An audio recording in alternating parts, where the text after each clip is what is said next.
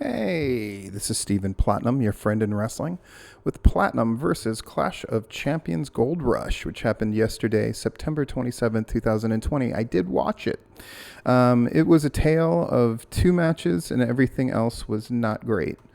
It felt like a very throwaway pay-per-view. This is just me being honest. I did love the Roman Reigns stuff, and Drew Galloway and Randy Orton certainly tried their level best in the ambulance match. But it was really that ladder match that really opened the show, and the Roman Reigns thing, which were the standouts.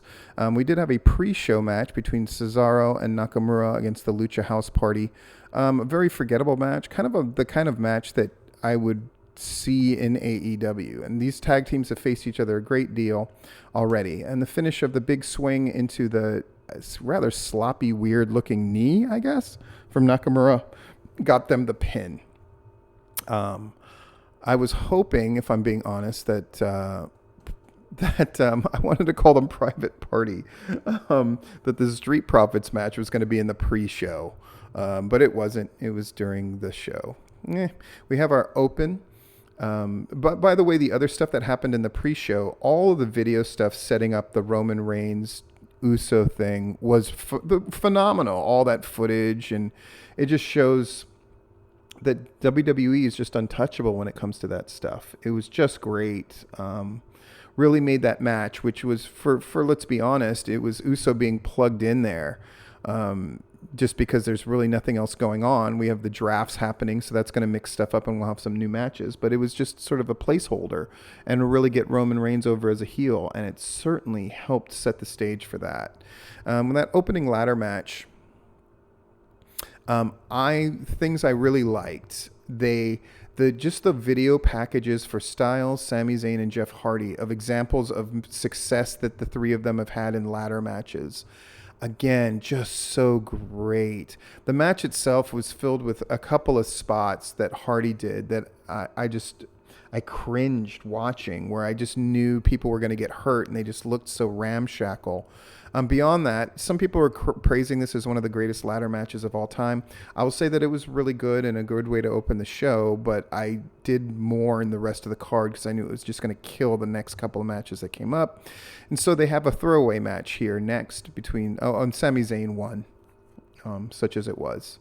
They didn't do any kind of screwy things. I thought with two titles, are they going to have one person grab one and one person grab another? That's kind of lame. They didn't do any of that, so that was nice. Zelina Vega against Asuka in one of our foregone conclusion matches.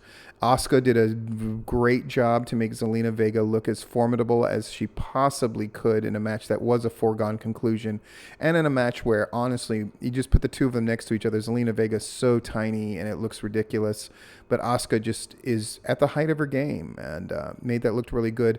That pin series at the end into the Asuka lock looked really great, and Asuka wins. Number 4 match, Lashley against Apollo Crews in another foregone conclusion match. I was a little surprised that Lashley won so clean with the full Nelson. Boy, Apollo Crews, the fall has happened. Number 5 match, Street Profits against Andrade and Garza, a match I just didn't want to see. Somewhere along here, by the way, Drew Gulak won the 24/7 title in a pretty silly segment. The Street Profits eventually win this match in another foregone conclusion match. And hopefully with the draft happening, we're moving some people around and we can get rid of some of this stale air. I normally hate the draft. I think it's kind of lazy writing, but it is a device that both brands really need, I think. And this pay-per-view shows how badly they need it. Next, we had the ambulance match. I love the spot where Drew tore the door off with the Claymore kick. I thought that really worked. There were a couple spots in here. It's weird. You can kind of see the ghost of AEW breathing down their neck. And you could see that they had this need to do these big spots. Having Drew win with the punt was nice at the end. Having all those people that Orton had wronged get revenge on him throughout the course of this match was terrible. And the cheesy thing of Ric Flair driving him away was really cringeworthy stuff. And again, it will beg the question that Cornette and others will bring up, I'm sure, of how is Drew the babyface if he needs so much help to beat Orton? But it is what it is. I would imagine that Orton is going to get moved off that brand. I would hope that they're going to move AJ Styles onto Raw to give Drew Galloway some other guys to wrestle. We shall see. And then finally, Uso against Roman, which was the standout match from the whole thing. It was really great. The hype was built around this match, and it's hype that they had to kind of create out of nowhere, let's be honest. Really good. Heyman played things just right, the right thing of being understated enough that Roman could really shine for himself.